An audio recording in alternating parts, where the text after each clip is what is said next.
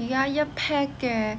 餅乾呢，佢係賣10.5蚊嘅，然之後佢就話佢個 profit percentage 係40%，跟住佢就問你揾嗰個 profit 係幾多啦，即係佢賺到幾多利潤出嚟。咁其實呢個 profit percentage 嘅話就係 selling price 減 cost 除 cost 乘100%，就等於呢個數，所以就係等於40%啦。然之後呢，佢有一個 selling price 已經話咗俾我哋聽係賣喺10.5蚊，selling price 就係佢賣嘅價，所以呢度呢就係10.5蚊啦。10.5就減 C 除 C 乘100%等於40%，跟住再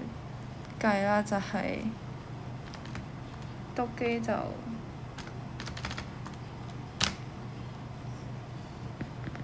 呢個0.4C 10.5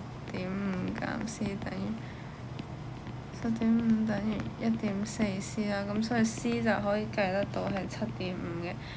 咁跟住 profit 嘅話就係、用 selling price 減 cost 啦，咁所以就係10.5再減翻7.5啦，所以就等於3，咁答案就 A。